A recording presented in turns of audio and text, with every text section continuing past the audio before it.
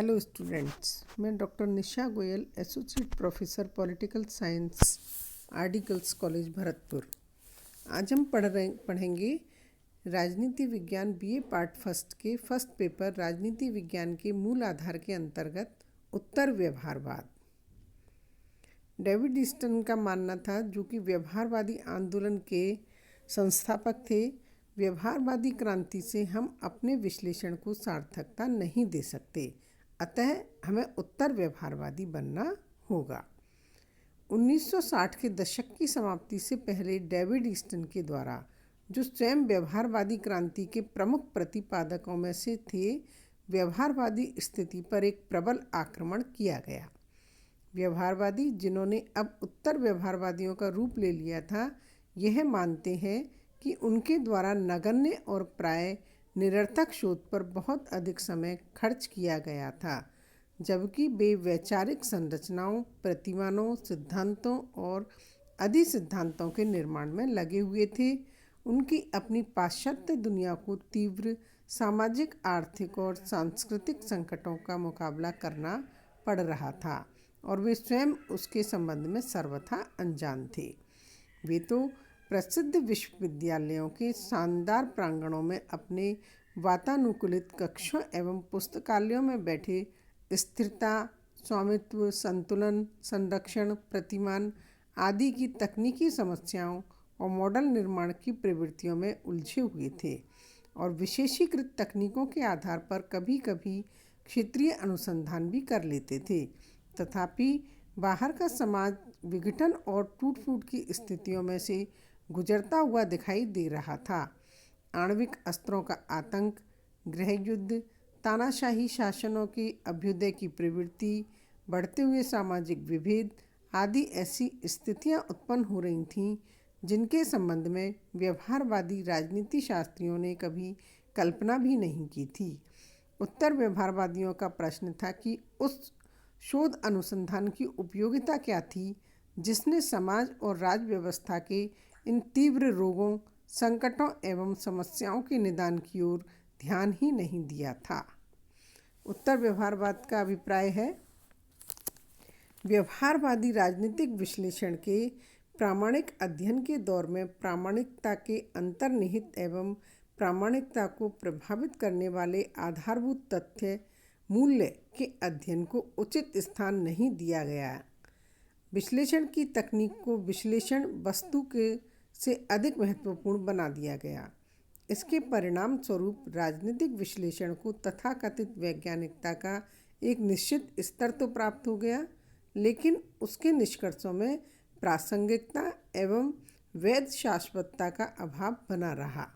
उत्तर व्यवहारवादी राजनीतिक विश्लेषण में मूल्यों को समाविष्ट कर राजनीतिक अध्ययन को औचित्यपूर्ण एवं शाश्वतता प्रदान करने का समर्थक है।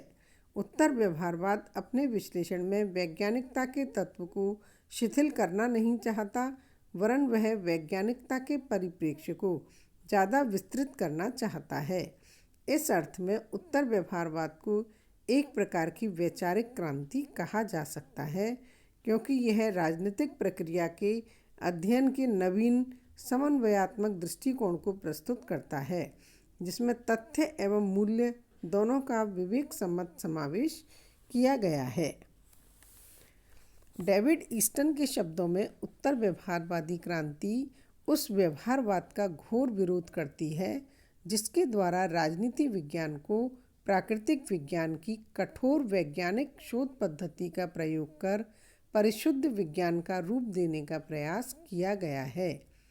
ईस्टन ने यह भी स्पष्ट कहा कि यह विरोध व्यवहारवादियों द्वारा किए गए इस प्रकार के विरोध से सर्वथा भिन्न है। परंपरावादी वैज्ञानिक पद्धति का विरोध करते हैं, क्योंकि वे प्राय मनुष्य के व्यवहार में परीक्षण योग्य सामान्यताएं खोजने की संभावनाओं को ही अस्वीकार करते हैं। उनका मत है कि मानवीय और सामाजिक व्यवहार अद्वितीय घटनाओं से भरा पड़ा है, उसका सामान्यीकरण नहीं हो सकता। उत्तर व्यवहारवाद के समर्थक इस परंपरावादी तर्क से सहमत नहीं हैं। उनका मानना है कि मानव एवं सामाजिक व्यवहार का वैज्ञानिक अध्ययन न केवल संभव अपितु आवश्यक एवं उचित भी है। उत्तर व्यवहारवाद के समर्थकों का कहना केवल यह है कि शोध किसी भी पद्धति से क्यों न किया गया हो, उसे प्रासंगिकता की कसौटी पर खरा उतरना चाहिए। इस सिद्धांत को डेविड ईस्टन प्रासंगिकता का सिद्धांत अथवा प्रासंगिकता धर्म कहकर पुकारते हैं।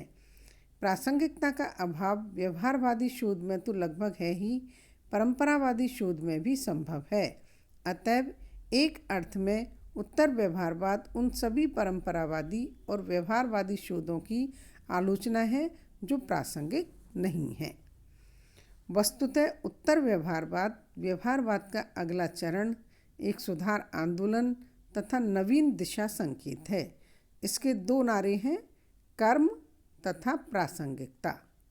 यह व्यवहार वैज्ञानिकों ने से समाज तथा राज्य व्यवस्था की तात्कालिक समस्याओं, संकटों और चुनौतियों के अध्ययन करने तथा उनके निदान ढूंढने की मांग करता है।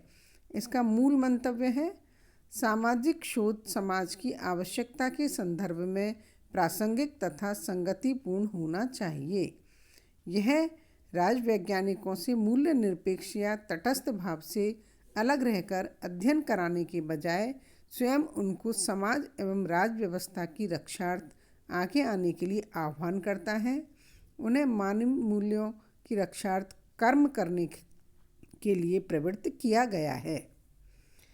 उत्तर व्यवहारवादी क्रांति के उदय के कारण। उत्तर व्यवहारवादी क्रांति का जन्म व्यवहारवादी रूढ़िवादिता, जड़ता और दिशाहीनता के कारण हुआ। डेविड ईस्टन ने 1969 में अमेरिकन पॉलिटिकल साइंस एसोसिएशन के अपने अध्यक्षीय भाषण में कहा था कि व्यवहारवादी क्रांति से हम अपने विश्लेषण को सार्थकता नहीं दे सकते हैं, अतः हमें उत्तर व्यवहारवादी बनना होगा। उत्तर व्यवहारवादी क्रांति के उदय के कई कारण हम देख सकते हैं, जैसे यह व्यवहारवाद के विरुद्ध एक प्रतिक्रिया है।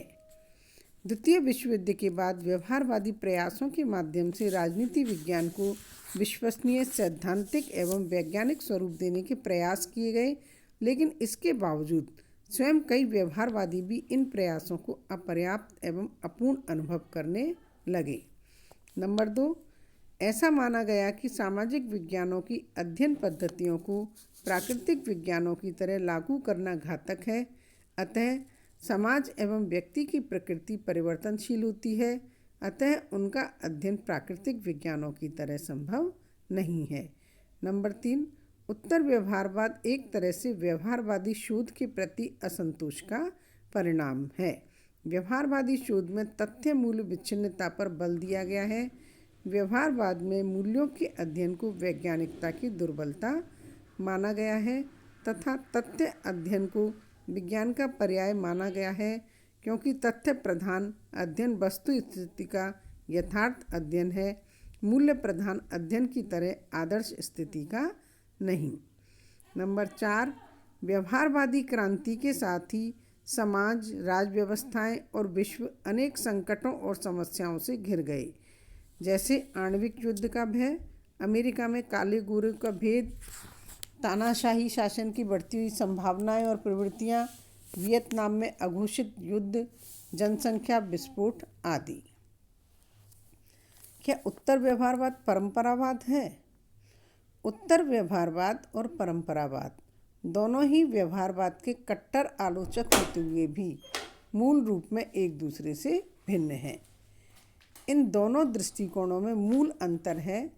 परंपरावादी व्यवहारवादी उपागम की सार्थकता को ही अस्वीकार करता है और राजनीति विज्ञान की शास्त्रीय परंपराओं में अपना विश्वास दोहराता है।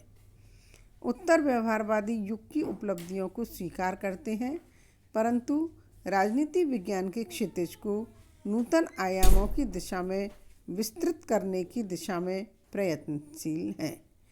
डेविड ईस्टन का मानना है, उत्तर व्यवहारवाद भविष्य की ओर उन्मुख है और राजनीति विज्ञान को नवीन दिशाओं की ओर मोड़ने और उसके उत्तराधिकार को अस्वीकार करने के स्थान पर उसमें और भी बहुत कुछ जोड़ने के लिए प्रयत्नशील है। उत्तर व्यवहारवाद एक वास्तविक क्रांति है, ना कि प्रतिक्रिया। विकास है, ना कि अनुरक्षण। भविष्य की दिशा में एक कदम है, ना कि पीछे की ओर हटने की प्रवृत्ति। यह एक आंदोलन भी है, यह एक बौद्धिक प्रवृत्ति भी है।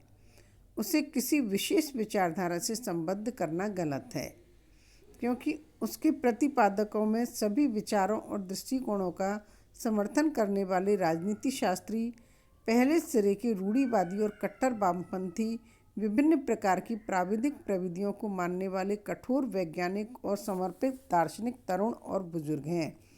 राजनीतिक, प्राविधिक और व्यय संबंधी सभी असंभाव्य अनेक कर्ताओं ने इस समूह को जोड़ने वाली एक भावात्मक कड़ी है।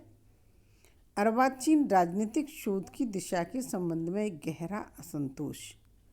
संक्षेप में हम कह सकते हैं, उत्तर व्यवहारवादी आंदोलन में शुद्ध राज वैज्ञानिक एवं शास्त्रीय विचारक दोनों ही शामिल हैं, किंतु इसे परंपरावाद का पुनरुत्थान नहीं समझ लेना चाहिए। उत्तर व्यवहारवाद उसे यथास्थिति से उठाकर आगे ले जाना चाहता है। इसमें परंपरावाद की भांति यथास्थिति नहीं, वरन नया स्वरूप उभर रहा है। यह है उत्तर व्यवहारवाद का अभिप्राय। अगले लेक्चर में हम देखेंगे उत्तर व्यवहारवाद के आधारभूत लक्षण और उसकी मान्यताएं। धन्यवाद।